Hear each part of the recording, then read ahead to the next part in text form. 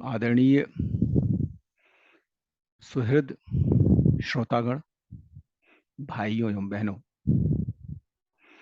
श्री रामचरितमानस के व्यवहारिक प्रसंगों की श्रृंखला में अपना मंतव्य प्रस्तुत करने हेतु आप सबके समक्ष उपस्थित हूँ। वाग्देवी माँ सरस्वती की असीम कृपा से प्रभु श्री राम के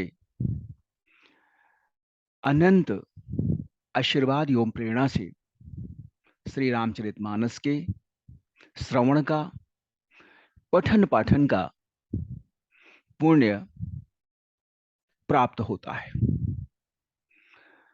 इस गरिमामयी महाग्रंथ में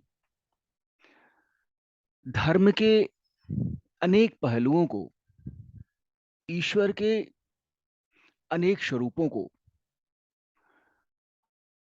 मनुष्य के अनेक गुणों और अवगुणों को प्रकट करने का भगीरथ प्रयास गोस्वामी जी द्वारा किया गया है। आज का संदर्भ है माया। माया वह सांसारिक बंधन है जिसमें समस्त प्राणी जकड़ा हुआ है, बंधा हुआ है, और ईश्वर की भक्ति से विरत रहता हुआ वो माया के इर्द गिर्द घूमता रहता है, माया की परिधि में चक्कर लगाता रहता है और परब्रह्म परमेश्वर की कृपा से दूर होता चला जाता है। माया वह ठगनी है, माया में वह अद्भुत शक्ति है, माया वह स्वरूपिणी है जो किसी भी प्राणी को कभी भी विचलित करने में, पथभ्रष्ट करने में, कभी पथभ्रष्ट करने में तनिक भी संकोच नहीं करती है। माया और भक्ति दोनों ईश्वर की सहचरणी हैं, ईश्वर के साथ ही रहती हैं। भक्ति और माया दोनों सौतेली, परस्पर द्वेष और द्वंद्व करने वाली हैं। जहां भक्ति रहेगी वहां माया नहीं आएगी, जहां माया रहेगी वहां भक्ति नहीं आएगी, और ये दोनों ईश्वर को प्रिय हैं। ईश्वर को ये दोनों समान रूप से प्रिय हैं। प्रभु जिस पर अपनी भक्ति की वर्षात करते हैं, माया रूपी अंधकार स्वयं ही उसके जीवन से समाप्त हो जाता है, और जो माया मोह के बंधन में जकड़ा हुआ रहता है, बंधा हुआ रहता है, भक्ति उसके लिए दुर्लभ हो जाती है। गोस्वामी जी महाराज ने माया के संदर्भ में बड़े ही मार्मिक शब्दों में अपना मंतव्य रखा है।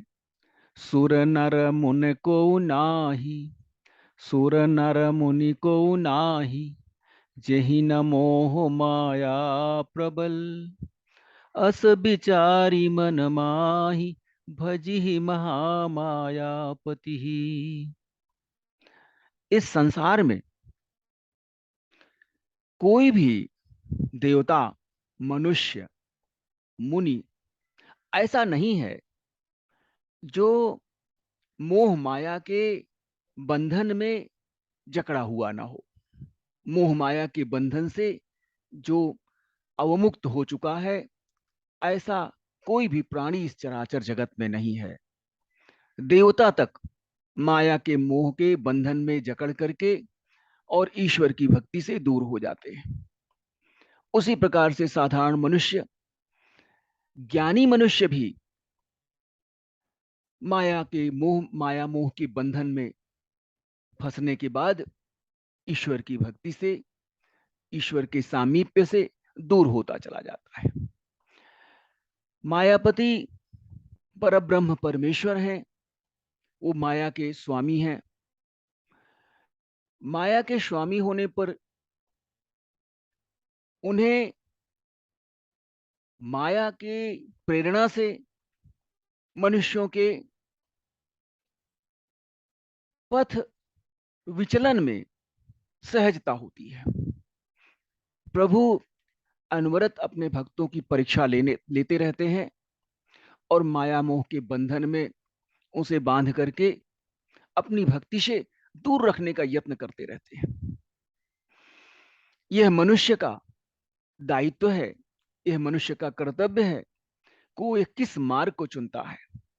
माया के मार्ग को चुनता है जिसमें सांसारिक बंधन है, जिसमें जन्म और मरण संलग्न है, जिसमें अनेकों प्रकार के लोभ, मोह, क्रोध, ईर्ष्या, घृणा, द्वेष, पाखंड इत्यादि समाहित हैं।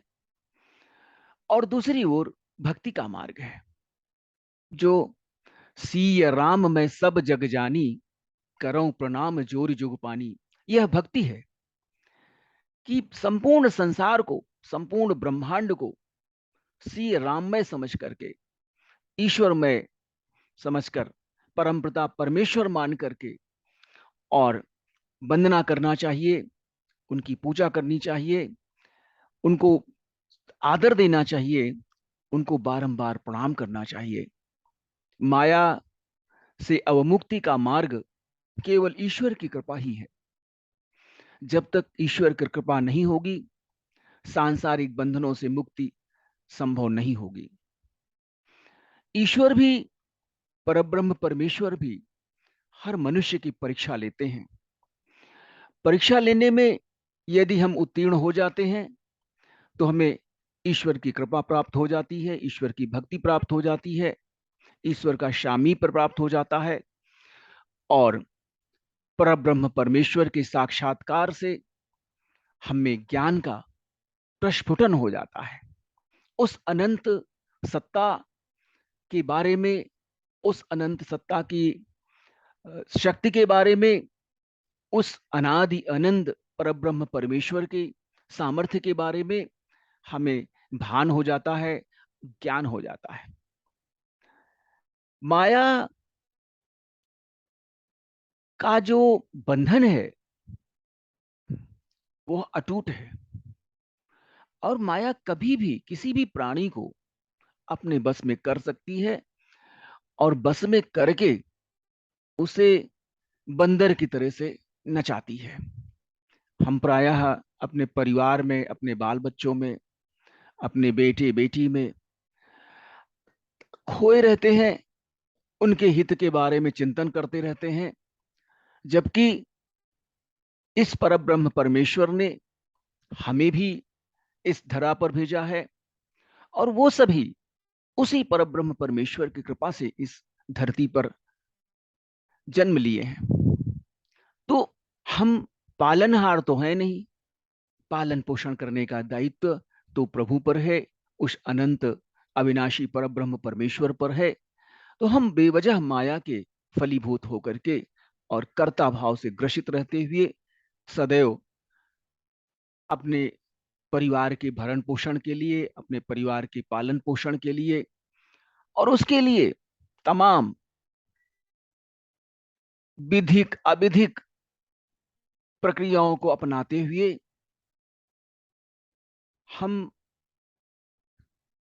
कभी कभी यह भूल जाते हैं कि यह कार्य नैतिक है अथवा अनैतिक है और माया के वशीभूत होकर के अनेकों प्रकार के अनैतिक कृत्यों का निर्वहन करते रहते हैं, अनैतिक कार्य करते रहते हैं। ईश्वर की सत्ता को, ईश्वर की शक्ति को, उस परब्रह्म परमेश्वर परमात्मा को हम भूल जाते हैं। उसकी भक्ति से हम सदा सर्वदा के लिए अपने को विमुक्त कर लेते हैं और नाम मात्र के लिए, केवल स्वांतः सुखाय, अपने अंतःकरण के सुख के लिए हम आडंबर रचते हैं ईश्वर की पूजना का, ईश्वर की उपासना का, ईश्वर को भोग लगाने का, ईश्वर को दान करने का। दान पेटिका में बहुत सारा दान देने से ही हम ईश्वर की भक्ति का मार्ग ढूंढने लगते हैं और अंतर्मन के कलुष को खोने का, उसको ढोने का भार सदैव अपने मन में लिए रहते हैं। जब हमारा अंतर्मन कलुषित है तो बाह्य आवरण भी कलुषित रहेगा और अंतर्मन की शुद्धि परब्रह्म परमेश्वर की भक्ति के बिना संभव नहीं होगी।